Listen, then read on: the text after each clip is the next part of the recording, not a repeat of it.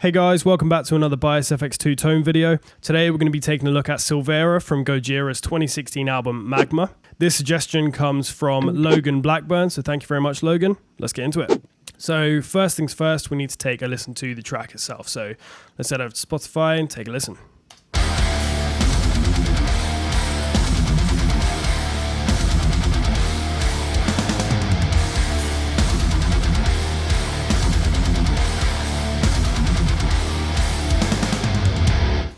Okay, cool. So that's a very modern metal sound, so it shouldn't be too hard to kind of land on what we want to go for, really.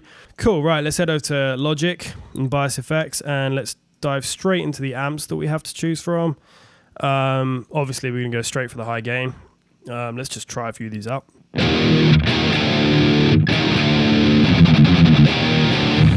It's just way too muddy, and I think that's just going to be an uphill climb from the start, just because... yeah, you're going to have to do so much EQ tweaking, it's just not really worth it. So moving on. That one, you kind of got the same problem. I did use that one for the hardwired video that I did a couple of weeks ago, but it just doesn't work for this. I'm not going to go through every single one of these because it's 30, so it's just going to take forever. So let's just take a couple of random picks and see if they sound any good. Nope. Nah. I don't know. Let's keep looking.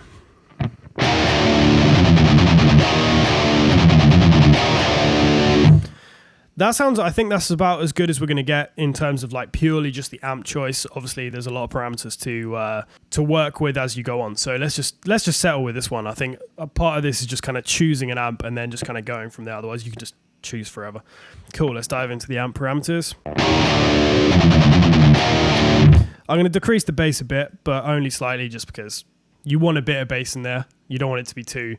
I mean, you always talk about how you don't want the guitar to kind of cloud the kick drum and bass elements of your mix, but you do want a bit of the low frequencies in there, like not too much, but just to kind of make it sound full, I suppose. Cool. Sweet, I'm going to up the mids a bit, up the treble. Cool.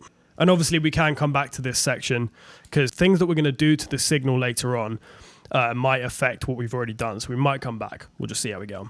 Cool. Right, let's move over to the cab and the mic selection. So, right, straight off the bat, we got an SM57, which is like obviously the most common mic used for amp recording. How's it sound? I'm inclined to just try something a bit different just because SM57 is like, I don't know, I don't feel like it's really working for us there. So let's just try, what else we got? So we got this 421. How's that sound? You kind of lose a bit too much clarity in the high end, so I'm going to move on. This R121 here is a ribbon mic. So it says here it's suited for smoothing harsh frequencies. So that sounds, because it does, our signal so far is quite harsh. So let's see if this does anything. Okay, so that's really smoothed it. But what I always like to do, this is kind of, it's not, I wouldn't say it's a hack, but it just does so much before you go anywhere near EQ. Just adjust the mic placement because that's going to give you the best foundation to work from when it comes to EQing your signal. So I'm going to move this a little bit close to the center, maybe even bang on, depending. Let's just have a look. Cool. I feel like we're getting somewhere just because now we've kind of smoothed off the high frequencies, but they're still there. The bass frequencies are still there, but not too overpowering. So I feel like we're getting somewhere. I think we need to add a drive pedal in front of the signal just to give it a bit of extra punch. See, I always know I should try some other drives, but I just love the Tube Screamer. It just works. It just sounds the best, I think. So I'm not going to fuck around with all that stuff. So let's just go straight to the Tube Screamer. Let's stick that right in front of the amp. Okay, so way too much highs, of course, but we need to decrease the drive. So I might just do the thing where you just take it all the way down.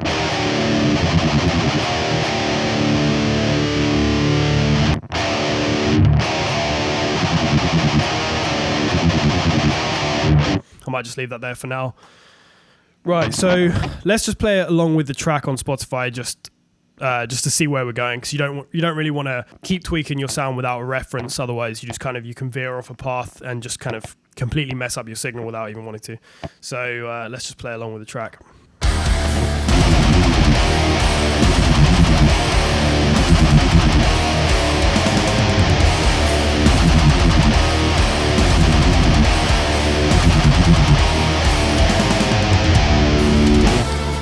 Cool, that sounds good. I like where we're at as a foundation. Next up is obviously going to be some EQ. So let's what have we got to work with? Cool. I'm going to go for the EQ 10 as I did last time, just because it gives you the most parameters to work with. So it's just kind of it just allows you the most possibilities in terms of kind of tonal manipulation.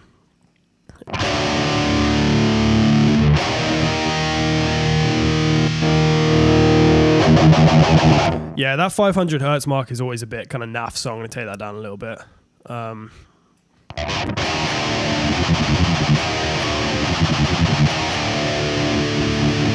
Cool. It sounds quite harsh in about the 4K mark. I could be wrong about that, but let's just do a bit of trial and error and see how we go.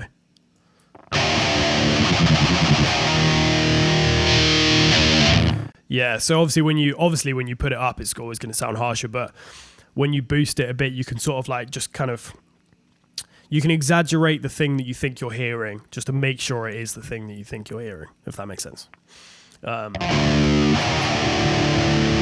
Although, having said that, I feel like now that I've done it, I feel like it kind of takes away if you subtract it too much.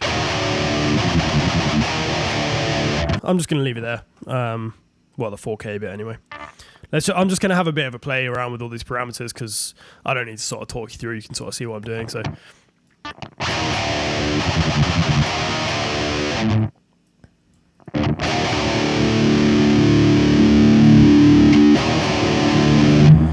yeah, the 250s is quite like a woolly frequency band, and that is where you're going to see a lot of clashing with kick drums, bass guitar, that sort of stuff. So I'm going to take that just a little bit below 0.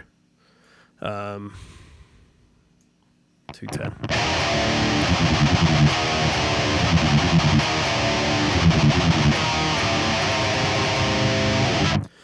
Cool. Right.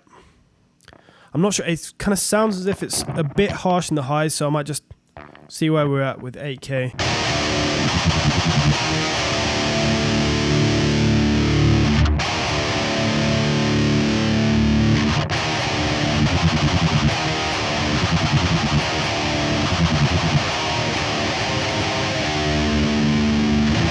I think we're getting somewhere with that. Took down a bit of 1K.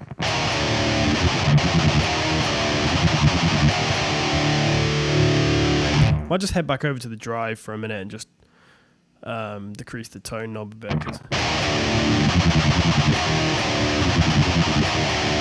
Cool, I feel like that's helped a bit. Let's head back over to the EQ.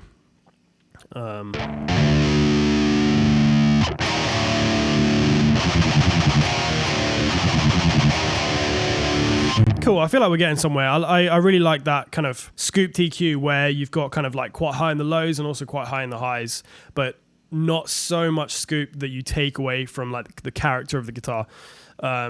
Cool. So how are we sounding?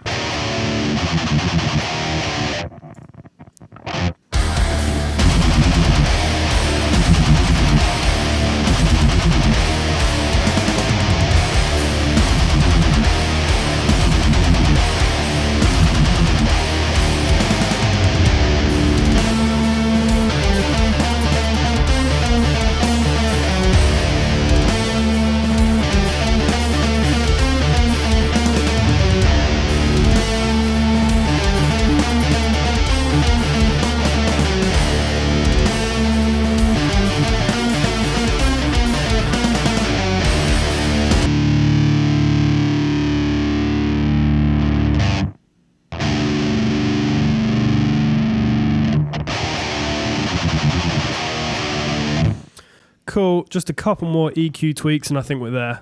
I'm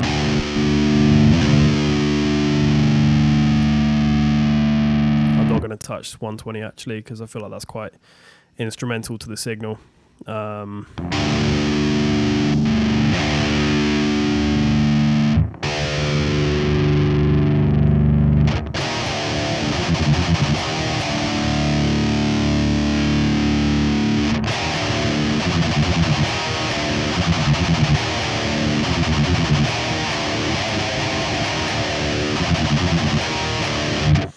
Right, I think we're there. Let's play it along with the track and see how we get on.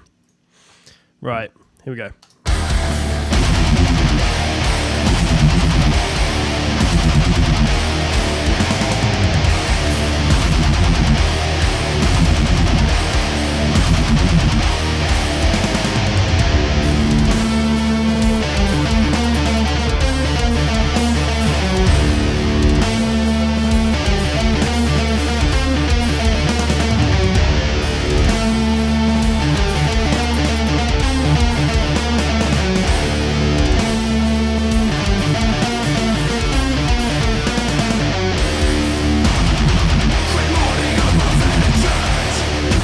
Cool, that's enough of that.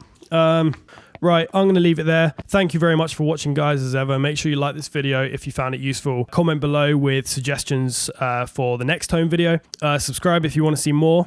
As I say, I'm going to leave it there. Thank you very much for watching, and I'll see you in the next one.